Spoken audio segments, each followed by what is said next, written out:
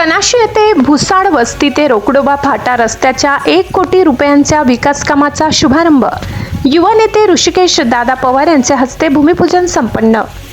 नाशिक जिल्ह्यातील कनाशी येथे विकासाच्या दिशेने आणखी एक महत्त्वाचे पाऊल उचलण्यात आले आहे। कनाशी येथील भुसाड वस्ती ते रोकडोबा फाटा या रस्त्याच्या 1 कोटी रुपयांच्या विकास कामाचा शुभारंभ एटी पवार इंटिग्रेटेड डेव्हलपमेंट फाउंडेशनचे अध्यक्ष तथा युवा नेते ऋषिकेश दादा पवार यांच्या शुभहस्ते उत्साहपूर्ण वातावरणात संपन्न झाला। या विकास कामामुळे परिसरातील नागरिकांना सुरक्षित, दर्जेदार आणि सुलभ वाहतुकीची सुविधा उपलब्ध होणार असून स्थानिक नागरिकांनी या कामाचे उत्स्फूर्त स्वागत केले आहे।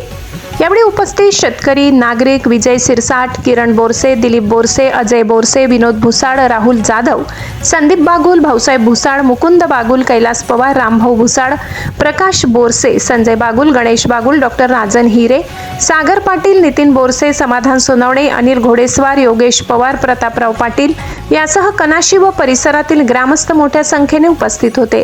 गावाच्या विकासाला चालना देणाऱ्या या महत्त्वपूर्ण रस्ते विकास कामामुळे नागरिकांमध्ये समाधानाचे वातावरण निर्माण झाले असून भविष्यातही अशाच विकास कामांना गती मिळण्याची अपेक्षा व्यक्त केली जात आहे। Girna news network, Amit Borse, Kanashi.